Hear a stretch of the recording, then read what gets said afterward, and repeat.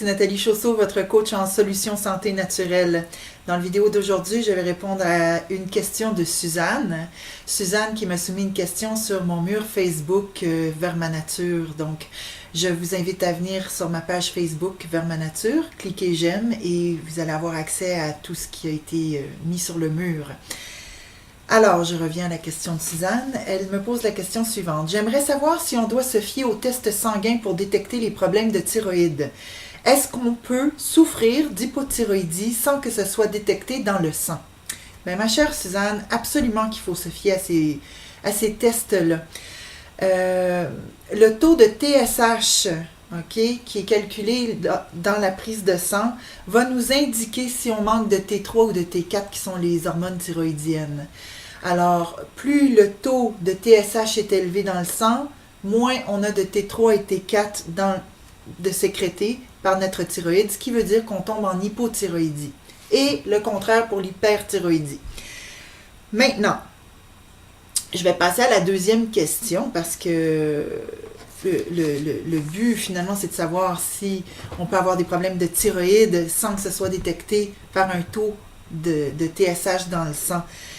Ce que je peux dire, c'est que si on a un taux normal de TSH dans le sang, donc c'est sûr que votre médecin va vous dire que vous n'avez pas de problème de thyroïde, ok? Le problème peut se situer ailleurs. Il y a deux choses dont je vais parler par rapport à la TSH. C'est sûr qu'en médecine, il y a des zones grises avant qui nous déclarent « Oui, ok, vous êtes en hypothyroïdie ». Alors, il y a une espèce de zone grise parce qu'on calcule de 5 à 10 qu'on est en hypothyroïdie dans le taux de TSH. Si vous pouvez être à 3, 4 et ressentir beaucoup de symptômes d'hypothyroïdie, auquel cas vous vivez une vie vraiment pas comique, mais le médecin ne fera rien pour vous parce que selon les normes de médecine conventionnelle, on ne vous donnera pas de Synthroid ou quelque autre médicament pour contrôler votre taux d'hormones, si vous voulez, thyroïdienne. Lui, il ne fera rien avant que vous soyez à 5. Mais sauf que vous pouvez vivre toute une panoplie d'inconvénients avant d'arriver à 5. Ça, c'est le premier volet. Ça, c'est vraiment l'objet d'une consultation en naturopathie, mais ce dont je vais parler dans le deuxième volet, ça va peut-être vous parler aussi. Ce qu'il faut savoir, c'est qu'on peut ressentir des symptômes d'hypothyroïdie, ok? Mais le problème ne vient pas de la thyroïde. Le problème vient des surrénales. Les surrénales sont épuisées. Ça peut être un symptôme d'épuisement du corps. Ok? Comment je vais expliquer ça? De façon simple, c'est qu'on a des circuits dans le corps au niveau des glandes. Et chacune des glandes va prendre le relais de l'autre quand l'une va flancher. Notre corps passe son temps à essayer de toujours se remettre en équilibre. Ok? Alors, si vos surrénales sont épuisées, donc on a un problème au niveau de l'adrénaline, du cortisol, ça c'est un cercle vicieux en soi, et bien, quand les surrénales tombent à terre, comme on dit en mot québécois, la thyroïde va prendre le relais. Ce qui va nous amener à avoir des symptômes d'hypothyroïdie, mais le problème, c'est pas la thyroïde. Le problème à la base, c'est les surrénales.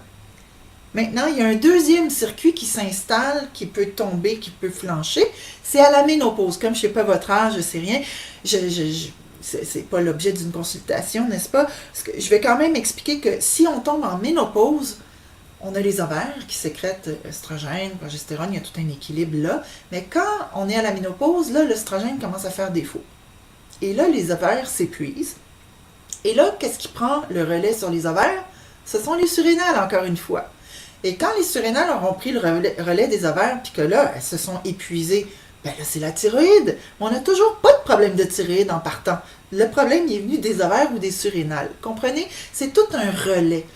Alors, ce que moi, je dis de faire, c'est que si on ressent des problèmes comme...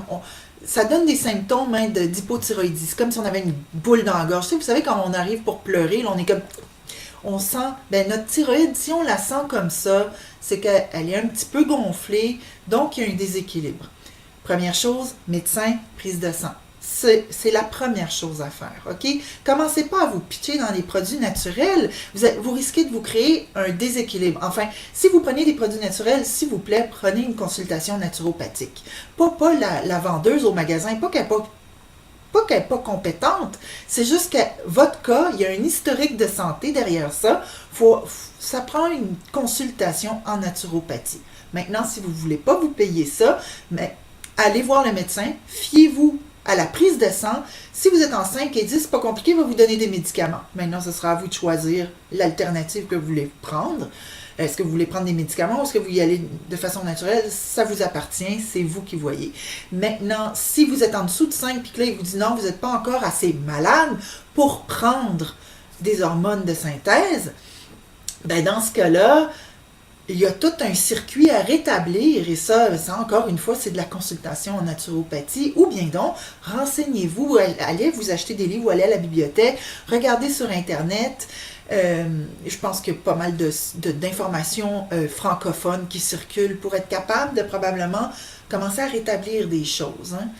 Et de toute manière, comme je dis toujours, quel que soit le mot dont on souffre, ben, ça commence par l'alimentation. La première chose, l'essence dans le moteur, c'est l'alimentation. Ensuite viennent les suppléments, de façon simultanée souvent, mais on commence par l'alimentation. Ensuite, on rentre là-dedans des suppléments pendant le temps qu'on en a besoin. Alors, ça peut être 3, 6 mois, 1 an, 2 ans, 3 ans. Ça dépend du déséquilibre. Ça dépend de tout le côté aussi psychologique de votre vie. Est-ce que vous vivez dans des stress intenses depuis 1 an, 2 ans, 3 ans, puis vous n'en voyez pas le bout de finir d'être stressé? Ben là, ça va prendre du soutien. Hein? Les suppléments, ça ne va pas juste être pendant 3 mois. Là. Alors, c'est ça, c'est tout un équilibre à rétablir. Alors, à vous de voir où est-ce que vous en êtes avec votre prise de sang. Mais non, le taux de TSH, ça ne ment pas. Mais c'est certain que les médecins peuvent vous laisser dans une zone où vous avez tous les symptômes d'hypothyroïdie. On voit que la thyroïde est dysfonctionnelle un petit peu, mais le médecin ne fera rien pour vous. Alors, parce que vous n'êtes pas encore rendu dans la zone critique que lui il se doit de vous donner un médicament. D'accord? Alors, j'espère avoir répondu à votre question, Suzanne. Je vous invite tout le monde à venir me voir sur mon site internet, vermanature.com, V-E-R-T, comme la couleur verte. Et je vous dis aussi de vous abonner sur ma chaîne YouTube. N'hésitez pas parce que les vidéos vont plus vite que sur mon blog. Alors, si vous voulez vous tenir plus vite au courant de mes questions-réponses, abonnez-vous. Alors, je vous dis à bientôt. Tourlou!